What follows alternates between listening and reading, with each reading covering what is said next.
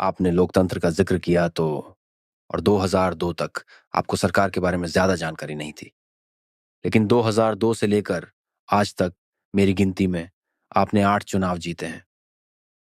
तो भारत में कई चुनावों में 80 करोड़ से भी ज़्यादा लोग मतदान करते हैं।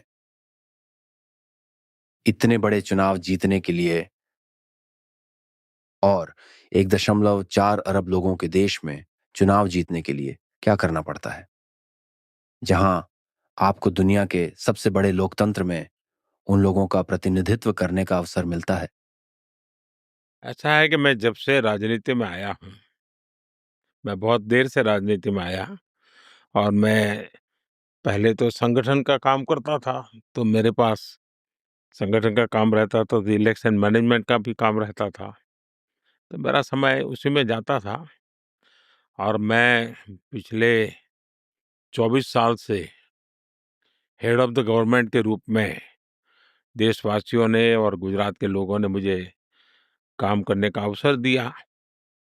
तो एक समर्पित भाव से जनता जनार्दन को जो मैं ईश्वर मानता हूँ, उसने मुझे जो दायित्व दिया है, इसको पूरा करने का मैं प्रयास कर रहा हूँ। मैं कभी भी उनके विश्वास को टूटने नहीं देता हूँ और वो भी मैं जैसा हूँ, वो देखते हैं। मेरी सरकार की जो नीतियाँ रहती हैं, वो जैसे मैं अभी कह रहा हूँ, सैचुरेशन की नीति, जो भी योजना होगी, 100% लागू करना चाहिए। उसके जो लाभार्थी हैं, उसमें कोई भेदभाव नहीं होना चाहिए। न जाति, न पंथ, न राय प आस्था, न पैसा, न पॉलिटिक्स, कुछ नहीं। हमने जो सबके लिए है, सबको करना चाहिए। और उसके कारण अगर किसी का काम नहीं भी हुआ है, तो उसको ये नहीं लगता है कि भई मेरे से गलत कारणों से रोका गया है। उसको लगता है चलिए, अभी नहीं हुआ, कल हो जाएगा। तो विश्वास पैदा होता है। और एक तो मेरे गवर्नेंस के मॉडल में विश्वास बहुत बड़ी ताकत है। दूसरा, मैं चुनाव सेंट्रिक गवर्नेंस नहीं चलाता हूँ।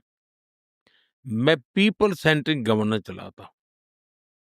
मेरे देश के लोगों का भला कैसे हो, मेरे देश के लिए अच्छा क्या हो।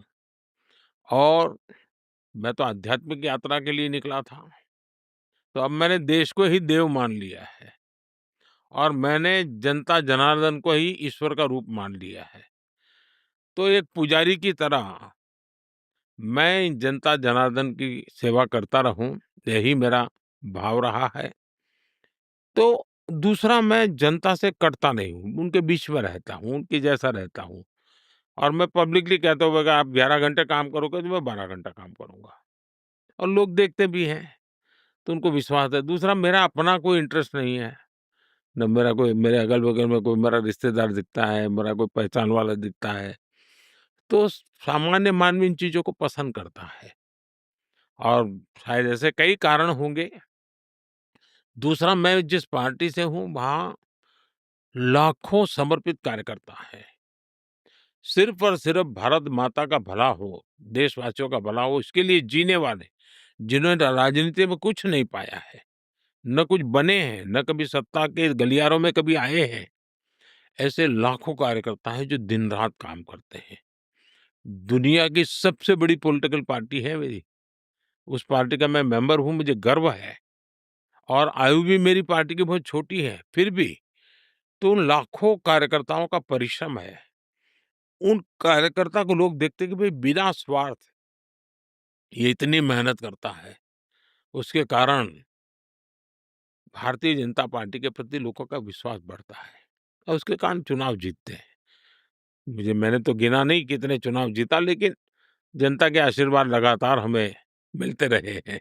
मैं अविश्वसनीय चुनाव प्रणाली और तंत्र के बारे में आपकी राय क्या है सोच रहा था। भारत में जैसे चुनाव होते हैं, उसने मुझे हैरान कर दिया।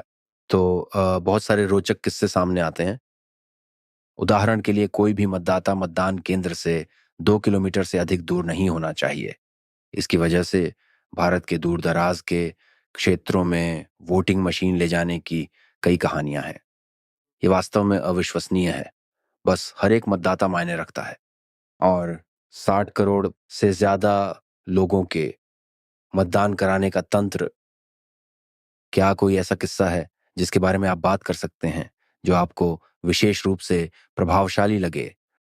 या शायद आप आम तौर पर इतने बड़े चुनाव कराने के लिए तंत्र के बारे में बात कर सकते हैं, वो भी इतने बड़े लोकतंत्र में?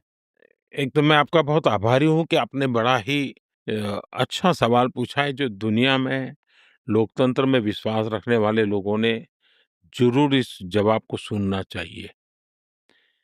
कभी-कभी चुनाव हार-जीत की चर्चा होती है, लेकिन कितने बड़े स्केल पर क्या काम होता है, इसकी चर्चा नहीं होती है।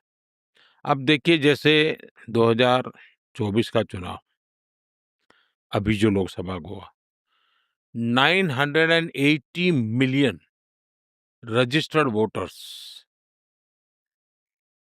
और हर एक का फोटो है, हर एक का पूरा बायोडाटा है। इतना बड़ा डेटा, और ये संख्या उत्तर अमेरिका की आबादी से 2 गुने से भी अधिक है। ये पूरे यूरोपीय संघ की कुल आबादी से ज़्यादा है। 980 मिलियन रजिस्टर्ड वोटर में से 646 मिलियन लोग अपने घर से बाहर निकल करके, और मई महीने में मेरे देश में भयंकर गर्मी होती है, कुछ जगह पे 40 डिग्री टेम्परेचर होता है, उन्होंने वोट डाला। और ये वोट डालने वालों की संख्या अमेरिका की कुल आबादी से डबल है। 1 मिलियन से अधिक पोलिंग बूथ जहाँ पर वोटिंग हो, 1 मिलियन से ज़्यादा पोलिंग बूथ, इसमें कितने लोग लगते हैं? मेरे देश में 2500 से ज़्यादा पॉलिटिकल पार्टीज़ हैं। ये आंकड़ा सुन दुनिया के देश के लोगों के लिए आश्चर्य का था कि ऐसा देश जहाँ 2500 पॉलिटिकल रजिस्टर्ड पॉलिटिकल पार्टियां हैं। मेरे देश में 900 से ज्यादा 24/7 टीवी चैनल्स हैं। 5000 से ज्यादा डेली अखबार निकलते हैं। ये जो डेमोक्रेसी को साथ जुड़े हुए कुछ न कुछ रो। और हमारे यहाँ कोई भी गरीब से गरीब होगा, गांव का व्यक्ति, वो टेक्नोलॉजी को बहुत तेजी से एडॉप्ट करता है, ईवीएम मशीन से वोट देता है। दुनिया के कई देशों में चुनाव के रिजल्ट महीने-महीने तक आते नहीं है। मेरे यहाँ एक दिन में रिजल्ट आ जाता है, इतने लोगों का काउंटिंग हो जाता है। और आपने सही कहा कि कुछ दूर-दराज क्षेत्रों में पोलिंग स्टेशन होते हैं, हेलीकॉप्टर से हमें भेजना पड़ता है। अरुणाचल प्रदेश में एक पोलिंग बूथ, वो शायद दुनिया का सबसे टॉप पोलिंग बूथ होगा। मेरे यहाँ गुजरात में गिर फॉरेस्ट में एक पोलिंग बूथ था, जहाँ एक ही वोटर था, उसके लिए एक पोलिंग बूथ था। गिर फॉरेस्ट में जहाँ गिर लायंस है। तो हमारे यहाँ कई प्रकार के मैंने कोशिश रहती है कि लोकतंत्र के काम के लिए, डेमोक्रेसी को स्ट्रेंथन करने के लिए कितनी प्रकार से कोशिश की जाए, किया जाए, और हम मतदान के लिए पूरी व्यवस्था हमारी है। और इसलिए मैं तो कहता हूँ कि दुनिया में भारत के एक निष्पक्ष, स्वतंत्र इलेक्शन कमीशन ये चुनाव करवाता है। सारे निर्णय वो करता है। ये अपने आप में कितनी बड़ी ब्राइट स्टोरी है कि दुनिया की बड़ी-बड़ी यूनिवर्सिटी ने उसका केस स्टडी करना चाहिए। इसके मैनेजमेंट का केस स्टडी करना चाहिए।